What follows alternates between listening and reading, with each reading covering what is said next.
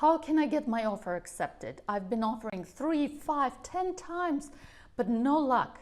The inventory is very low. The prices are going up. The interest rates are going up, and I need to buy now. How to make my offer accepted? Please help. This is what I hear from clients. And today we're going to talk about that. This is Nune, and this is the Greater Boston Real Estate Show. Nune's Greater Boston Real Estate Show. Well, there are 5 steps that you can do to make your offer a winning offer. Number 1, make sure you get a very good pre-approval.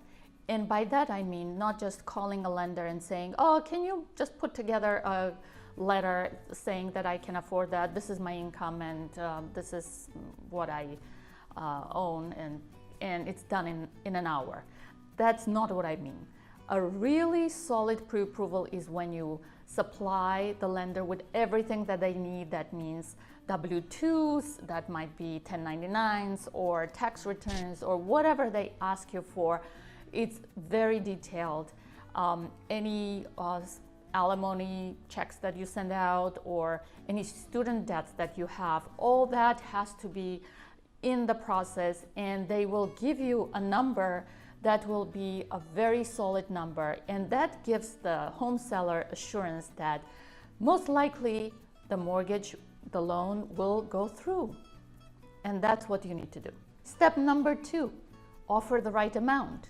We're not in 2008 anymore, and lowballing an offer and trying to start the negotiations with that might just ensure that you'll be going to many more open houses. The competition is very, very tight. We are in Boston, and remember that you might be in competition with a buyer who is really fed up at this point, and this might be their 12th offer and they just want it to be accepted, so they offer 100,000 more, 150,000 more. We see that in Boston in 2018, 2017. So be prepared for that. So make sure that your agent does a good real estate market analysis and gives you a range, and then a great real estate agent will be talking to the listing agent at the last minute, trying to figure out how many offers have come in, how many they're expecting, kind of get the feel for it before sending the offer with the right amount. But there is another technique that I use called escalation clause, and that's number 3. So what is an escalation clause? It's a document, or you can put it in the offer, saying that the buyer will pay an X amount over the highest bona fide offer that has no home sale contingency. And what happens is some agents put a cap on it, some agents do not. It depends on how comfortable buyers are with no upper limit to their escalation clause. When that happens, the listing agent will call the buyer's agent asking, are your buyers comfortable with this amount, because this is the highest offer. So my buyer actually saved $20,000 because of the escalation clause just recently. They were ready to pay $40,000 over asking price because they know how crazy the Boston market is. And I suggested we go with an escalation clause.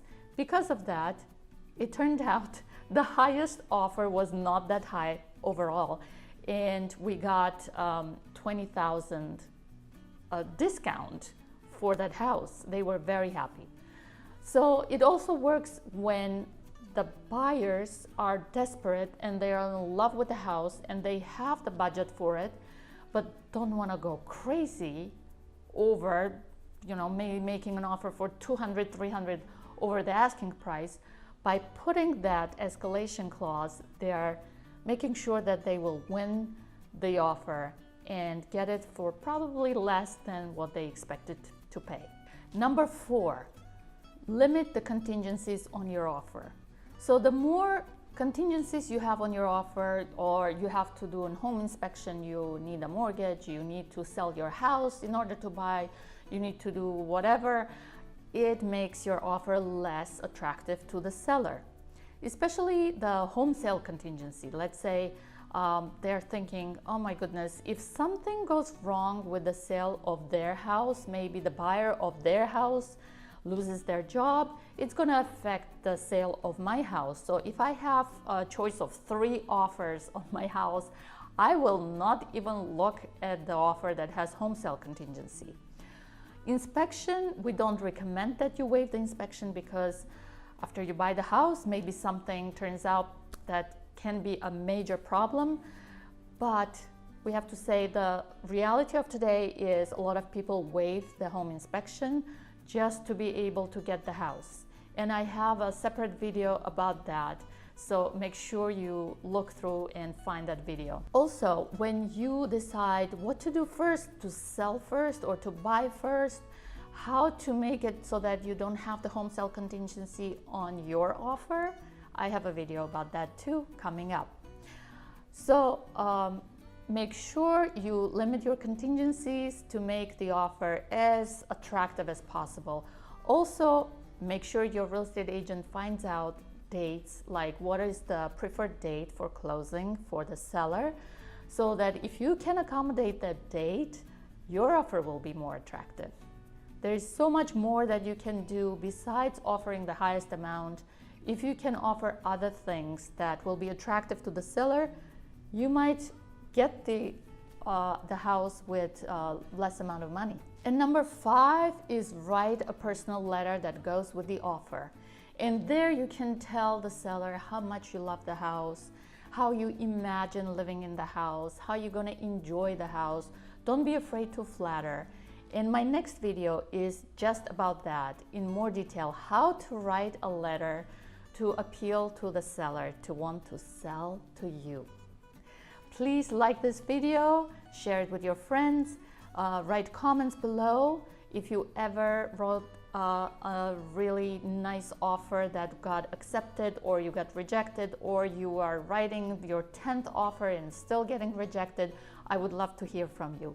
And you can contact me on Facebook, on Pinterest, on Instagram. All the links are below, and make sure to subscribe to my channel.